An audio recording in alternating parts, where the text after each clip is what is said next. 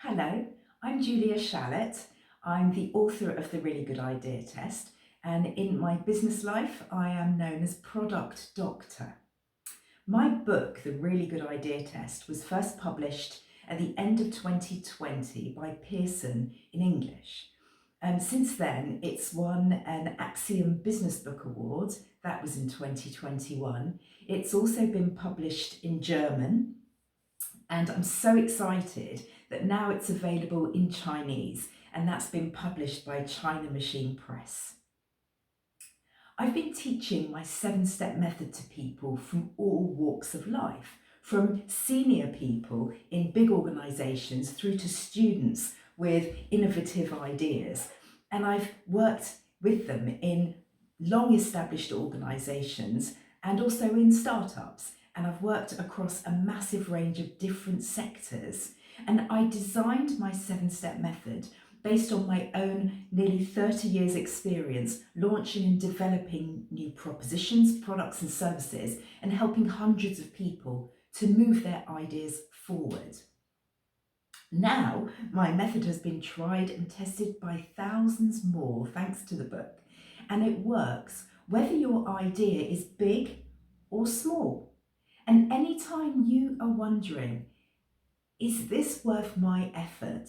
Then you should grab this book and take yourself through the 7 steps. So my book is for those many people who have ideas but don't necessarily know what to do next, as well as it being for people already working on ideas and wondering if their ideas are worth all the effort. And this book will help you to work out which ideas to invest your time, money and effort into. In this book, I give you the shortcuts. I steer you away from the mistakes that so many people make, and I put you on the right path to finding out whether your idea is going to be worth it. I know what works and what doesn't, and so this is my own personal anti-waste campaign, and I want to increase your chances of success. In this short video, I'm not going to attempt to read the whole book to you. That would never work. But what I will do is I'm going to give you some key points to think about. And I guess where I want to start is to ask you what you think the biggest reasons are for new ideas to fail. What are those biggest reasons for failure? Is it that the people behind the ideas, the innovators, perhaps they ran out of money or couldn't get their ideas invested? Or perhaps a product was brought to market and it tanked, it got really bad press. Or maybe when it was brought to market, it just didn't work very well. Maybe it's to do with the leadership team and the management team behind the idea itself. Perhaps they didn't work well together as a team. Or perhaps the timing was wrong. Maybe it was too early to market or too late. Perhaps it wasn't competitive enough. Maybe there really wasn't room in the market for it. All of these reasons, yes, these are all reasons why new products and ideas can fail. But I'll tell you the biggest reason why these things fail. And I'm supported by Nielsen, who say that more than 90% of new products fail because as an innovator, we failed to understand what the customer needs and what they want. And I'm sure you can think of so many examples of products and services that have failed. Some of the world's biggest brands have failed very publicly and at great expense. And I'm sure you can think, even perhaps in your own experiences, of ideas you had that you never took forward. For one reason or another, that idea failed. Or things, perhaps you're in business and you brought things to market and they didn't perform as you expected. But let me just offer you my first sort of biggest takeout, if you like, my first key learning point from what we know so far. And what we know is that we must resist the temptation to start building the solution, the product or service, and instead just stop, pause, and take some time to discover what people really feel, how they really think, and how they're going to behave. So right now, you can translate that into perhaps some very big assumptions you're making. You, in a sense, need to sort of look at yourself in the mirror, look at yourself in the eye, and really call out those areas where you're not so sure, is that really right? Those are your riskiest assumptions. So if those are the risky assumptions, then I guess I take you to my second key learning point, which is really that we have to test before we invest. We have to gather some kind of evidence before we put any real effort, time, money, and energy into building our solutions. So we must go and find out how people really feel, think, and behave. So I want to put you into a particular mindset, and there's 3 levels that I'm going to talk through. The first level is there are things that you think you know. You might feel pretty confident of them. And what I ask you to do is to question those things that you think you already know. Now, the reason I say this is because life moves on, the environment changes, the competitive environment changes, the market changes, we as people change. And so something you thought to be true 6 months ago may not be true anymore. Okay, so you question what you think you know. The second level is you need to learn the things that you know you don't know. Now, this is where most people start. They know they don't know something, so they go and gather some answers, some evidence to support the things that they know they don't know. That's where most people start. They fail to question what they think they know. They come straight in at this second layer. Now there's a third layer, and this is really where the magic is. You need to discover the things you didn't even know that you didn't know. Okay? You don't know them.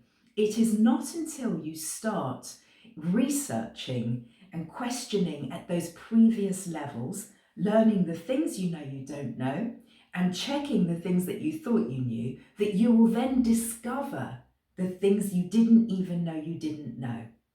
Okay, so that's these 3 levels in a sort of particular mindset. I have lots of examples and stories I can tell you from my experience to support all the things that I say to you. And those stories you'll find in my book.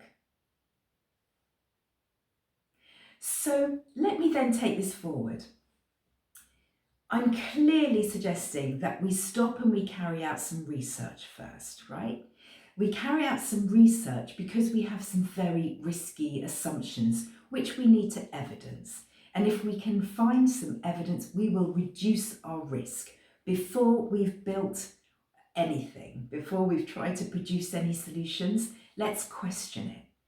And I'm going to tell you that we have to go and talk to our customers.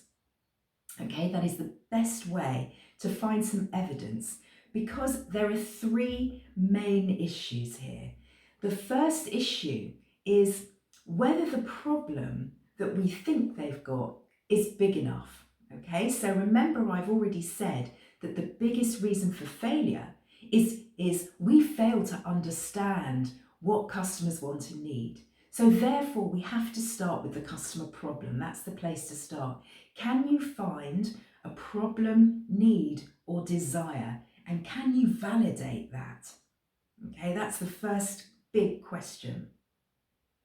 The second big question is, are the existing solutions to that problem, need, or desire already good enough?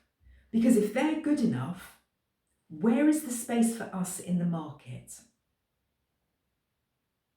And I'm going to come on to the third biggest question a little later. So right now, already you're getting a realization that we need to talk to our customers. And let me tell you more about how these conversations need to happen. You need to be able to look into the eyes, into the face of your customer and have a proper conversation with a structured script of questions. So you really need to see their face. It doesn't necessarily mean you have to travel and go and sit with them person to person. Actually, we're all really good at video now, right? So you can have a video conversation with them. And we need to have this eye-to-eye contact, as I call it, because we're talking about emotions. We're talking about problems, needs, and desires. We need to see the expression on their face.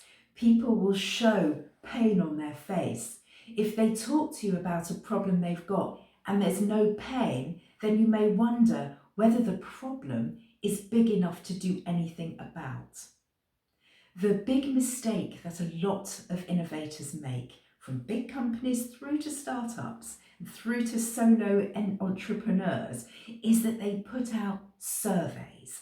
They go to social media and they post surveys. And I ask you, how can you establish people's emotion through a survey?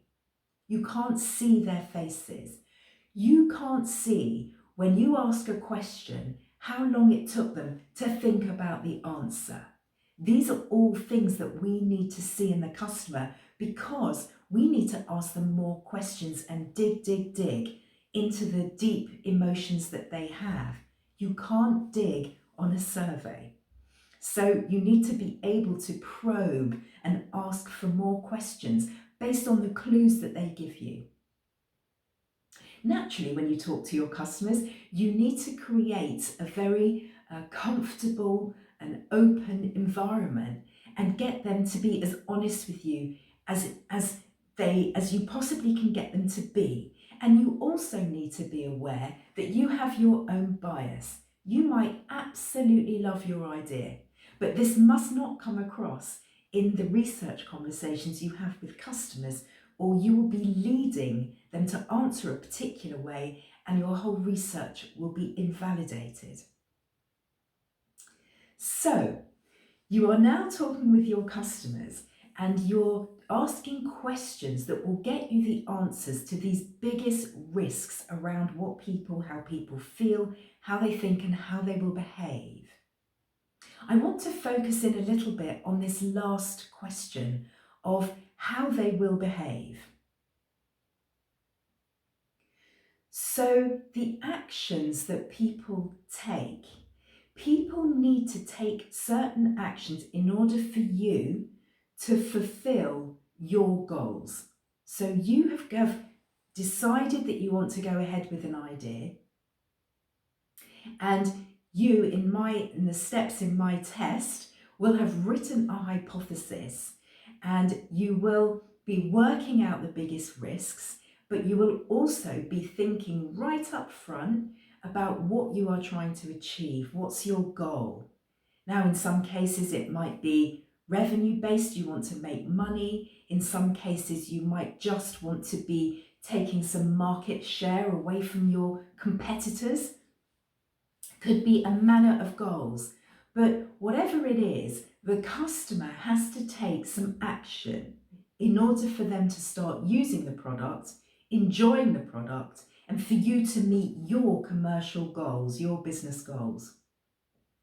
So right up front, again, before you've even decided what your product or service looks like, you can identify the actions they are likely to have to take. So let me give you an example. In the consumer world, as an example, do they need to download your app? Do they need to agree to some terms and conditions? Do they need to sign up to a subscription and start paying you? And those are all the things, the actions that we can test before we've built the product. There's a bit of magic here because you're testing future behaviour, and I have a way of helping you to find real examples of where they've taken these actions before so that you don't have to ask hypothetical questions. Again, you'll see all of this construct in the book. And what about when you're selling to a business? Let's say you're selling a bit of technology, a system or a widget. It's very easy for us to say, well, here's this thing, you just have to plug it in and it will work. But you talk to any business and they will already have a very complicated mesh of systems in place, and you will need to be integrated into their systems. And that can be a very big ask, certainly of the IT department when you're selling to a business. So that is an example of one of the 3 issues with businesses, one of the 3 things you have to think about, the actions that a business has to take. The first one is systems. The second one is people. When you sell into a business, you will be affecting people somewhere along the line. Perhaps you're making someone's job redundant. Perhaps you're automating their work with your widget. Perhaps they need to now give you an account manager because you're now a supplier to the business. So you're changing people. There's something to do with people. There is an actions that business needs to take in order to get your solution. And the third thing is process, right? Invariably, most companies above a certain size will have processes. And the minute they buy a new bit of capability, it affects their processes.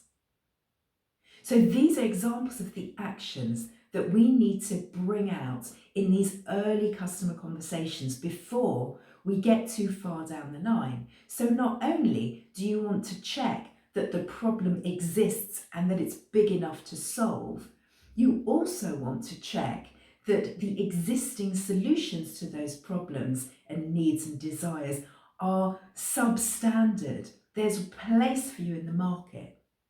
And then this third one, check that people are actually prepared to take the action that you are going to need them to take for you to meet your business goals.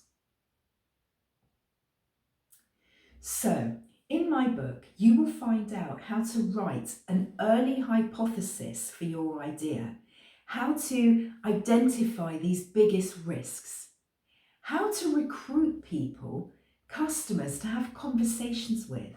And I will give you a way to start with just 5. That's all you need to start. There's no excuse. This is easy to do on video calls with 5 separate conversations. And how to write really good questions that get to the heart of how people feel, think, and how they'll behave. And then I'll give you a structure for measuring what people say and putting it into a scorecard so you can actually work out whether your idea is good or not, whether you have evidence that reduces those risks, whether your idea is worth pursuing.